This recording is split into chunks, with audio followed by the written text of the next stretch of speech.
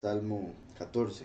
Dice el necio, en su corazón no hay Elohim. Entonces, por eso es que uno no debería decirle necio a los hermanos, porque los hermanos creen en el mismo Elohim que nosotros. Entonces, ¿cómo le vamos a decir necio? Necio es la persona que dice no hay Elohim, no existe el Todopoderoso, es mentira, la evolución, son monos, Big Bang, todo eso. Entonces, la palabra necio describe a un ateo, básicamente. Y en algunas traducciones creo que aparece tonto en vez de necio. Y es porque el necio es ignorante también, no tiene conocimiento. Y al no tener conocimiento, no sabe que hay un Elohim. Pero al ser tonto, deduce que no lo hay por falta de conocimiento.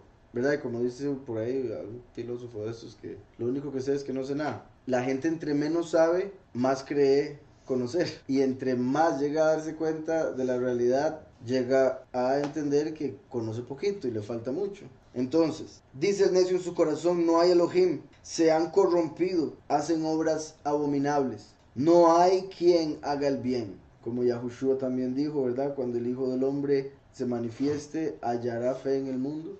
Y eso, como siempre lo digo, es como una pregunta retórica diciendo que no, el mundo estaría sin fe. Por eso no se dan los milagros de antes, porque es con la fe.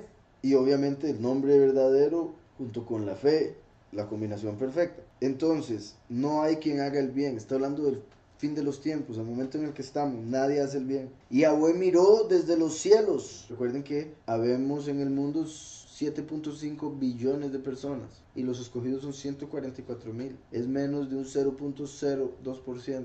Entonces, los 144.000 son 0% de la humanidad. Y por eso nadie hace el bien, aunque 144.000 sí lo lleguen a hacer. ¿Me explico? Dice, y Yahweh miró desde los Shamaim sobre los hijos de los hombres, para ver si había algún entendido que buscara a Elohim. Todos se desviaron, a una se han corrompido. No hay quien haga lo bueno, no hay ni siquiera uno. Entonces, cuando uno está hablando con alguien y le cuenta del nombre o le cuenta que todas las doctrinas son falsas, la gente dice, pero ¿cómo va a haber tanta gente equivocada? Y aquí está diciendo, no hay ni uno correcto. ¿Cómo usted está esperando que todo el mundo tenga la razón o que la mayoría la tengan cuando la historia ha mostrado una y otra vez que la mayoría siempre está equivocada?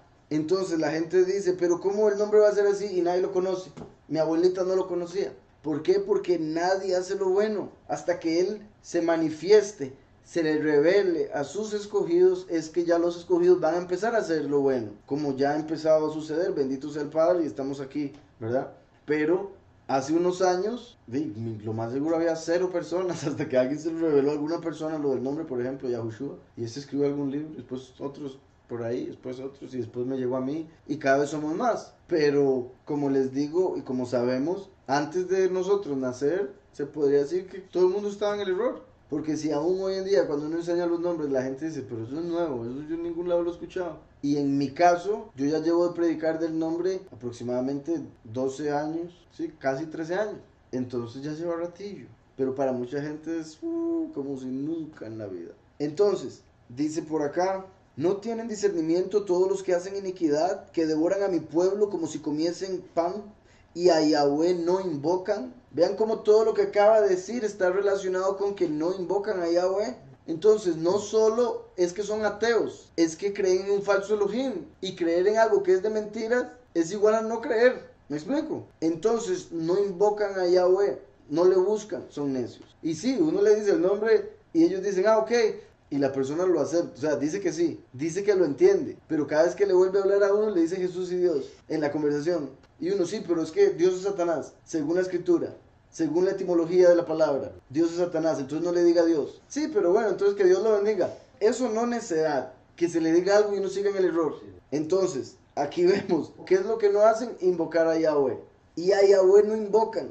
Dice, ellos temblaron de espanto, porque Elohim está con la generación de los justos. Entonces, los impíos van a temblar porque se van a dar cuenta que Yahweh solo está con los justos. Y en este mundo todo el mundo le gusta hacer injusticia. Entonces se van a asustar cuando se den cuenta que Yahweh no está con ellos. Y todos los injustos, ¿qué es lo que dicen para excusarse? Dios odia el pecado pero ama al pecador. Como ya hemos hablado muchas veces, la escritura no dice eso. Y aquí lo estamos viendo. Él está con los justos, no con los pecadores. Y por eso también la escritura dice, no os engañéis, que los borrachos, los fornicarios, los adúlteros, los afeminados, los homosexuales, los ladrones, etcétera, no heredarán el reino de Yahweh. Ellos temblaron de espanto porque Elohim está con la generación de los justos. Y por otro lado también, ¿verdad?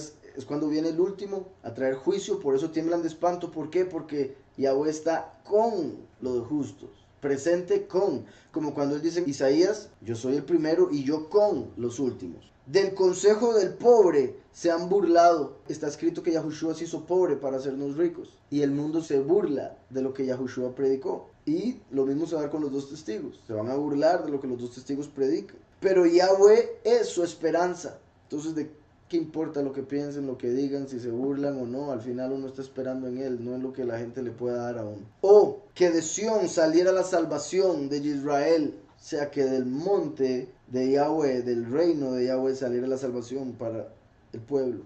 Como en Daniel, que vemos la estatua. Recuerdan que Nabucodonosor se soñó con una imagen que representaba los 4 reinos que iba a haber a partir de Babilonia en el mundo, y que después él ve que de una montaña se desprende una piedra que golpea la estatua en los pies y todo se deshizo, se hizo polvo. Entonces esa montaña es el monte de Yahweh, que de ahí se va a desprender Mashiach, el espíritu de Mashiach va a descender a destruir el reino de Satanás. Entonces, que de Sión saliera la salvación de Israel, cuando Yahweh hiciere volver a los cautivos de su pueblo, el segundo éxodo. Se gozará Jacob y se alegrará Israel. Se gozará el testigo como Moshe antes de morir y se alegrará al resucitar. Antes de morir como Jacob, al resucitar como Israel. O se gozarán los muchos y se alegrarán los pocos. Porque Jacob y Israel representan 2 niveles diferentes espirituales, ¿verdad? Obviamente Israel es el nivel más elevado. Entonces representa a los pocos y a los muchos, Israel y Jacob,